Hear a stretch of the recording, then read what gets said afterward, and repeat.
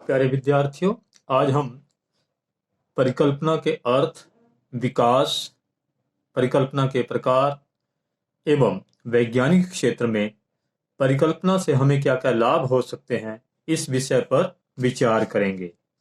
अर्थात meaning of hypothesis, development of hypothesis, types of hypothesis and importance of hypothesis in science, इस विषय के बारे में जानेंगे। प्रत्येक मनुष्य इस भौतिक जगत में घटित होने वाली प्रत्येक घटना को जानने की कोशिश करता है। ऐसी अवस्था में मनुष्य के मन में घटना से संबंधित जो विचार उत्पन्न होते हैं, ये घटना से संबंधित अनेक मानसिक विचार ही परिकल्पनाएं कहलाते हैं। ये परिकल्पनाएं ही वैज्ञानिक क्षेत्र में नियमों का रूप धारण करती हैं। यहाँ पर परिकल्पना की उत्पत्ति से लेकर नियम का रूप धारण करने तक इस विकास की प्रक्रिया के कुछ स्तर बताए गए हैं, जिसमें पहला स्तर है अस्थायी परिकल्पना। प्रत्येक परिकल्पना सर्वप्रथम मन की कल्पना के रूप में प्रकट होती है, क्योंकि वह उस समय घटित होने वाली संबंधित घटना की व्याख्या करने का प्रयास करती है। लेकिन उस परिकल्पना के पास उस समय घटित होने वाली घटना से संबंधित कोई उचित प्रमाण नहीं होता, इसलिए वह अस्थायी परिकल्पना कहलाती है।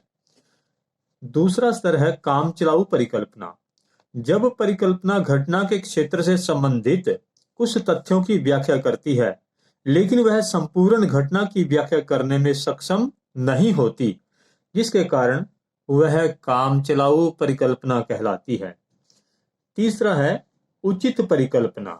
जब परिकल्पना संबंधित घटना की जांच पर ठीक उतरती है, अर्थात वह संबंधित घटना की व्याख्या करती है, तो वह उचित परिकल्पना कहलाती है। नंबर 4, नियम या सिद्धांत। जब परिकल्पना पूर्ण रूप से सिद्ध हो जाती है, तो वह वैज्ञानिक क्षेत्र में नियम का रूप धारण कर लेती है। अर्थात सिद्ध होने के पश्चात परिकल्पना ही नियम या सिद्धांत का रूप धारण करती है। अब हम परिकल्पना के प्रकारों पर विचार करेंगे। परिकल्पना दो प्रकार की है, वर्णनात्मक परिकल्पना, व्याख्यात्मक परिकल्पना।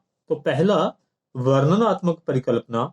इस परिकल्पना का उद्देश्य संबंधित घटना का कारण बताकर उसे समझाना है। अर्थात इसमें इस विषय पर विचार किया जाता है कि घटना कैसे घटित हुई।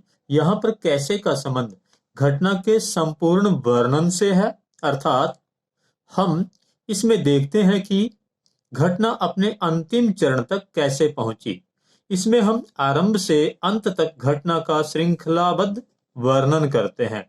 जैसे आज कॉलेज में छात्रों की हड़ताल है, यह परिस्थिति कैसे उत्पन्न हुई और अपने अंतिम चरण तक कैसे पहुंची। अर्थात छात्रों ने अपनी बढ़ी हुई फीस वापस करवाने के लिए कक्षाओं का बहिष्कार कर दिया।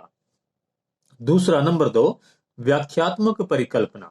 जब परिकल्पना संबंधित घटना के विषय में क्यों का उत्तर देती है, तो वह व्याख्यात्मक परिकल्पना कहलाती है। इसमें हम घटना के उद्देश्य को देखते हैं।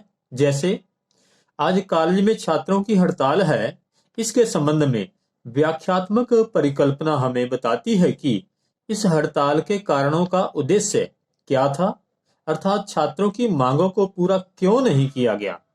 यह सब व्याख्यात्मक परिकल्पना के अंतर्गत ही संभव है। जैसे छात्रों ने अपनी बढ़ी हुई फीस वापस करवाने की मांग प्रशासन के सामने रखी, लेकिन प्रशासन ने उनकी मांगों की तरफ कोई ध्यान नहीं दिया, इसलिए उन्होंने कक्षाओं का बहिष्कार कर दिया।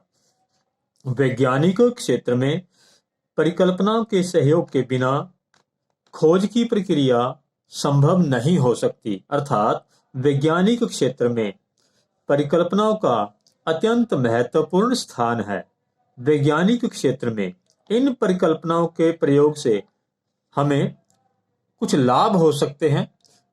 वो लाभ इस प्रकार हैं। पहला, परिकल्पना वैज्ञानिक अनुसंधान या खोज का आधार है। परिकल्पना की विधि के बिना विज्ञान अपने क्षेत्र में कभी भी नियमों या सिद्धांतों तक नहीं पहुंच सकता, क्योंकि परिकल्पना ही सिद्ध होने के पश्चात नियम या सिद्धांत का रूप धारण करती है। नंबर 2, परिकल्पना वैज्ञानिक व्याख्या का आधार है। परिकल्पना वैज्ञानिक क्षेत्र में घटना का कारण बताकर उसकी व्याख्या करने में हमारा सहयोग करती है, क्योंकि कई बार घटना इतनी जटिल होती है कि उसे उसी रूप में समझ पाना संभव नहीं हो पाता। ऐसी अवस्था में विज्ञान उस घटना की व्याख्या करता है। इस व्याख्या के अंतर्गत परिकल्पना अनुसंधान की क्रिया के द्वारा घटना का कारण बताकर उसे समझाने का प्रयास करती है। तीसरा लाभ है परिकल्पना वैज्ञानिक नियमों का आधार है। तीसरा लाभ है ये, परिकल्पना वैज्ञानिक नियमों का आधार है। वैज्ञानिक क्षेत्र में प्रत्येक घटना की व्याख्या नियमों पर ही निर्भर करती है, लेकिन ये नियम परिकल्पना के बिना संभव नहीं हो सकते, क्योंकि प्रत्येक नियम परिकल्पनाओं के माध्यम से ही निकलता है। इस प्रकार ये लाभ बताए गए परिकल्पना के वैज्ञानिक क्षेत्र में। इससे स्पष्ट है कि जिन्हें वैज्ञानिक क्षेत्र में आज नियम कहा जाता है, वे सभी सर्वप्रथम परिकल्पना मात्र ही थे। इसलिए परिकल्पना की विधि को वैज्ञानिक नियमों का मूल आधार कहा जाता है। अतः निष्कर्ष रूप में कहा जा सकता है कि यह परिकल्पना की विधि वैज्ञानिक क्षेत्र का आधार होने के कारण अत्यंत महत्वपूर्ण है, अर्थात इसके बिना विज्ञान में वैज्ञानिक अनुसंधान संभव नहीं हो सकता। धन्यवाद।